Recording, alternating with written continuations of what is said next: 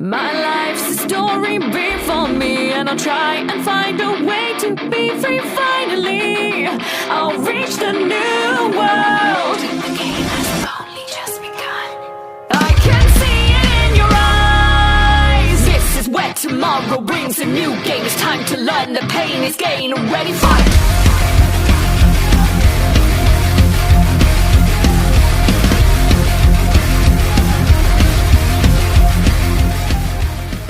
Hey guys, what's going on? It's your boy Bowser Jr. Fan 13, and we are back at it again with another top 10. So, anyways, today I'm going to be discussing one of the most deadest franchises of all time. I mean, like, it's not dead, but, like, geez, Capcom, can you show some respect for this franchise? I'm going to be talking about one of the greatest video games of all time, and one of the greatest fighting games, aside from Street Fighter, Darkstarkers. Now, those of you who don't know, Darkstalkers is a fighting game where it basically has characters mixed with, like, anime and your favorite horror movie or horror book, Golden Age monsters. So, if you read all the fairy tale or old books about horror and stuff, I think you all know what I'm talking about. So, anyways, this franchise is not just known for its amazing gameplay and its pretty cool story and designs, it's also known for its iconic characters. The characters themselves are extremely memorable and very cool, but which ones do I like the most? Well, you're about to find out. Here are my top 10 favorite Darkstalkers. Without further ado, let's get into this action, shall we? Number 10, Sienko. Sienko is one of the most coolest female characters in this game, and she's one of the most known too.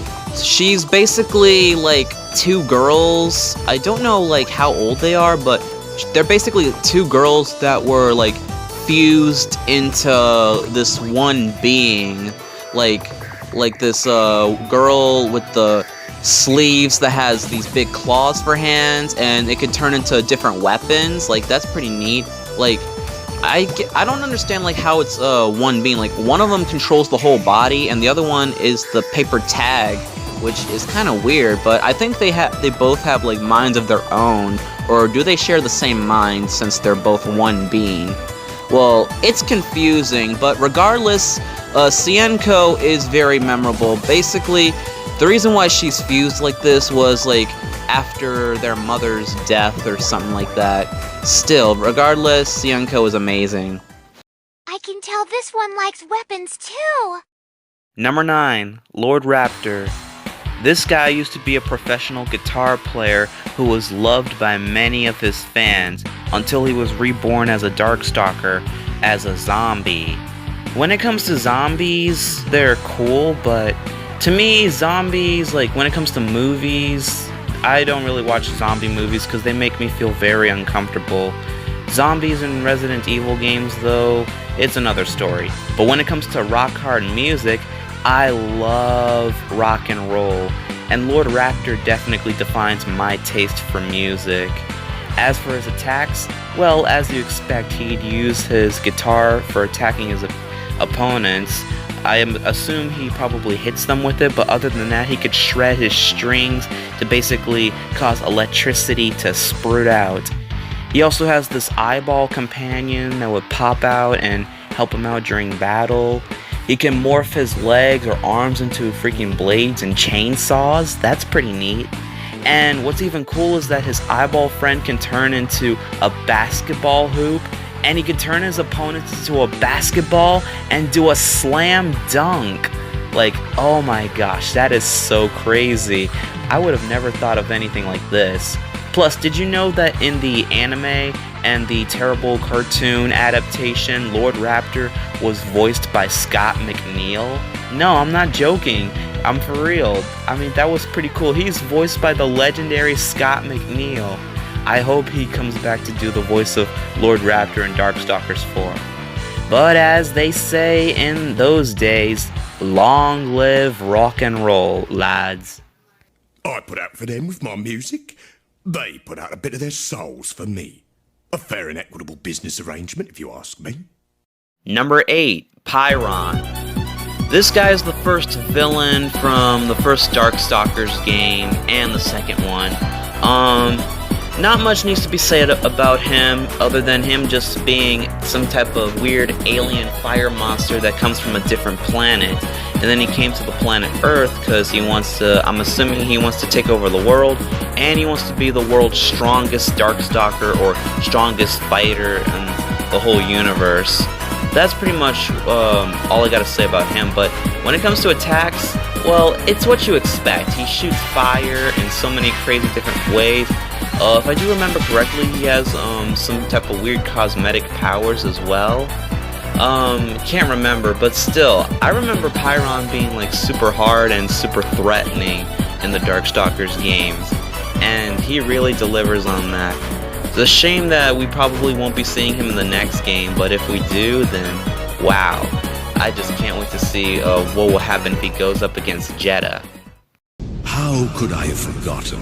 Yes, this feeling, this urge, this will to kill. Number 7, Donovan Bane. Donovan, he's one of the most coolest and popular Darkstalkers characters, yet he's so underrated. And I can see why. I mean, the dude looks so freaking cool. His backstory is pretty interesting too. He's half human, half vampire, and basically his dark side ended up causing him to destroy all of his people, including his mother.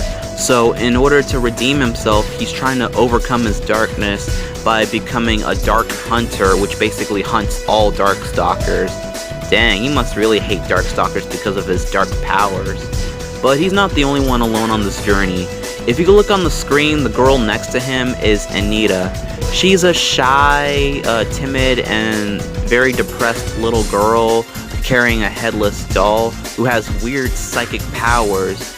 Most of the people in her village hate her because of her psychic powers, so they call her a witch and try to kill her. But after Donovan saves her and finds her, he decides to bring Anita on his journey so that they can find the answers to their problems. And I love the bonds between these two. It's kind of like a father-daughter or brother and sister relationship, and that makes me happy. And when it comes to their skills, even though Anita has her psychic powers, she doesn't fight in the games, despite being in the Japanese version of Marvel superheroes, but that's besides the point. Donovan, he can use his sword to attack. He can also use his beads to summon like fire weird attacks. Plus, he can even surf on his own sword. That's pretty cool. Plus, he also has the power to summon these weird spirit-like entities to enhance his sword or make him stronger, like with the Ifrit sword. And he can even summon a giant foot to stomp on his opponents. Goombas beware. But overall, Donovan and Anita, they have both interesting stories, and I would love to see where they go with in the next game. Your souls are enveloped in darkness. If you value your lives, you will depart this place. You cannot. How can you do what cannot be done? Number 6, Dimitri Maximoff. Dimitri is supposed to be the main protagonist of the series, but because Morrigan is more popular than him, everybody assumes that she's the main protagonist, but I think both of them are the main protagonists in my honest opinion. Anyways, vampires are pretty awesome, and Dimitri's one of those awesome vampires. He's a true classic character as well. Anyways, his deal, I don't know too much about him other than he's rivals with Morrigan and he wants to rule over her kingdom. But he also tries to stop big villains like Pyron and Jetta. So yeah. And he loves to drink certain type of blood too. Anyways, when it comes to his powers, he's very powerful. He has fireballs, his uppercuts. Oh, he also has this cool attack called Midnight Bliss, where he basically transforms you into a female version of yourself, or if you're already a girl, he puts you in a pretty dress, and then he drains you of your blood. Like, dang.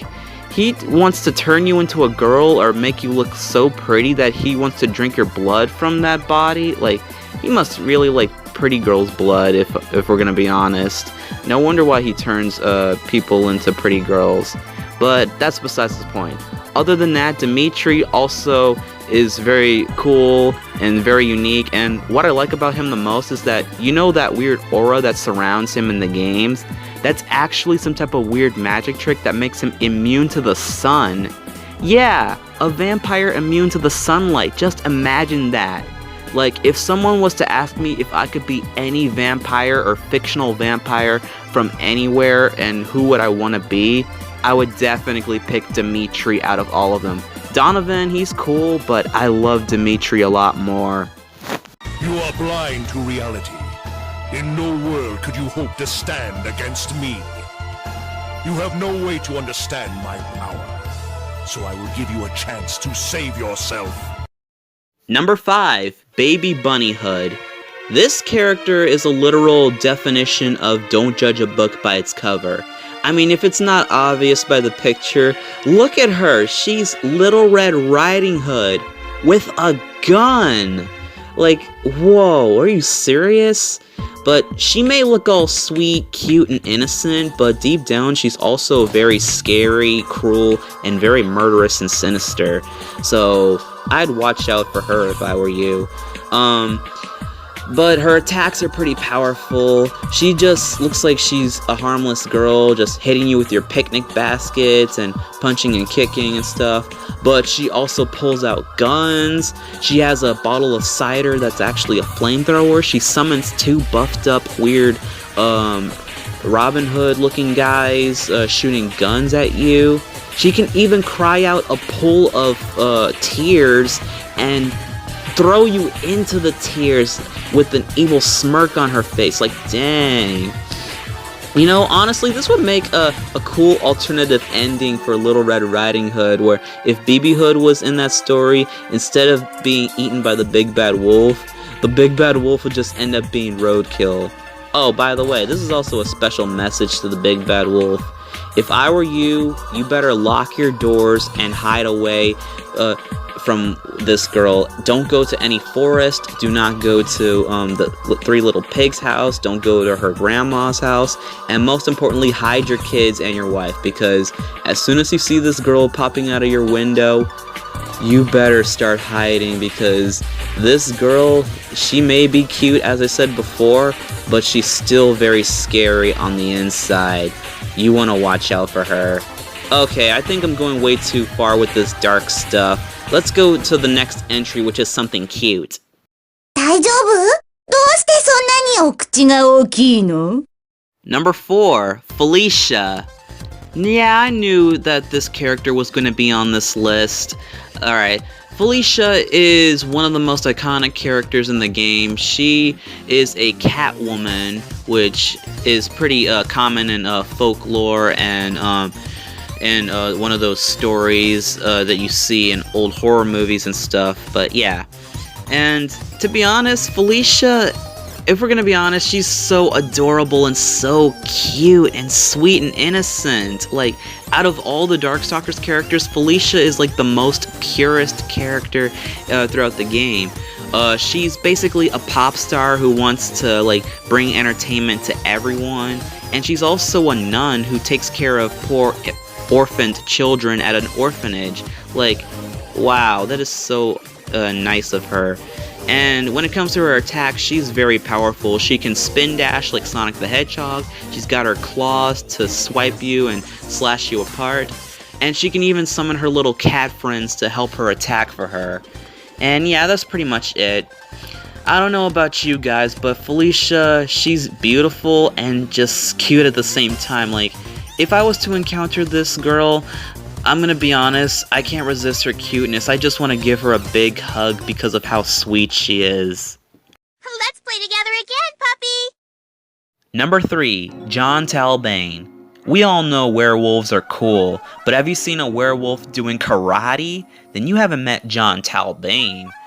Alright, this guy was originally a human who was cursed with his bloodline that they had to become a werewolf, and they were rejected from humanity. John was rejected from humanity because they didn't like Darkstalkers and stuff, so he started to hate them. But eventually, after meeting someone who helps him harness his powers and learning from Felicia that not all humans are bad and overcoming his dark side, then he basically became a lot better and he started to like humans a little more. Yeah, so that's just pretty amazing. Anyways, when it comes to his powers, he is very strong. Other than his cool kung fu karate moves, he also carries nunchucks. He can launch himself towards his opponents with some type of weird energy like fireball, like all over the screen and stuff. And he can even summon a fire dragon. And I mean like a dragon that's literally made out of fire. Like, you haven't seen anything as cool as this. John Talbane is one of the most coolest characters in video game history, and I respect cool characters like him. The body and soul of the Dark One is stained with filth. For that reason alone, we must live. If those such as we no longer exist, how else can this world know of their need for us? Number 2, Jetta Doma. I've already been through this before in my top 10 favorite video game villains list, but Jetta is one of my most favorite video game villains, and he's one of my favorite Darkstarkers, like my second favorite. You basically already know the deal with Jetta as I explained with him, but I'll summarize it. Basically, he wants salvation and equilibrium. He wants to destroy the world and create a brand new one by feeding this weird godlike fetus god creature monster. Not only that, he has some crazy relationships or some type of weird conflicts between characters. Like, he created Morrigan's clone Lilith. He has a weird history with her father, Belial. And also, he's responsible for wiping out most of Sasquatch's race. And he even senses some weird power from Anita when he first met Donovan. Anyways, when it comes to his powers, Jetta is very strong. Alright, when it comes to his attacks, he has strong, cool, little sharp blades that he could throw. His wings are blades. He can summon a scythe. And he has blood why can't I say that right? Manipulation. Yes, that's right. Sorry, everyone. Manipulation powers. Alright, so with this blood manipulation powers, he can drain you of your blood, inflate you with blood, use it to put you in this weird pool of blood and slash you randomly with crazy attacks. And he can even use it to create this weird big hand to drag you on the floor and slam you on it and slam you into a contract and steal your soul. Dang, this dude is ruthless and brutal. Overall, Jetta is one of the most best Darkstalkers in the game. He's still my favorite villain to this day, and I can't get over his amazing voice, especially that maniacal laughter. How can I be a hypocrite if good and evil do not exist? There's no honorable mentions on this list, so I'll go ahead and get to my number 1 favorite character. Number 1, Morrigan Ansland. Morrigan is one of my most favorite video game characters, and she's one of the best female characters in video game history. Alright. So, the deal with her, she's supposed to be like the main protagonist of the game, but even though that title belongs to Dimitri, but as I said before, I think both of them are the main protagonists. With Morrigan's deal, she's a succubus who's very sexy, seductive, and pretty cute and adorable. She basically likes to go around, meet many travelers and fighters, and steal their souls or just have some fun fighting against them. She's an anti-hero, but she's more good than evil. Like, she helps all the heroes take down big bad villains like Pyron and Jetta, as well as helping out the heroes in crossover games like Marvel vs. Capcom and Project X Zone. But anyways, other than that, Morrigan's story, she's the daughter of this demon named Belial, and after he died, he passed out his throne to her, but she's not into royalty, which is why most of the time she always ditches her duties as queen of Makai and decides to go out and have some fun. I mean, I don't blame her. She just wants to live her own life. But we all have to fulfill our duties, though. Anyways, When it comes to attacks, Morrigan is no slouch. She has her Soul Fist, her Shadow Blade, Shadow Kick. She can summon some type of strange energy cannon lasers or bullets out of nowhere. She can even clone herself. I guess double works makes double excellence. Okay, that joke was very terrible. I do apologize. And I think that's pretty much all I have to say about Morrigan. And alongside her partner or clone Lilith, when she absorbed her, she becomes a lot more stronger, as shown in other games. But overall, Morrigan is the best. She's sexy, beautiful. She's the best character in Darkstalkers, and I can not get enough of her. Anyways, so that's why Morrigan is my #1 favorite Darkstalkers character. This world was made for pleasure. It's natural to enjoy it. And that's all we have for today. Did you enjoy this list, everyone?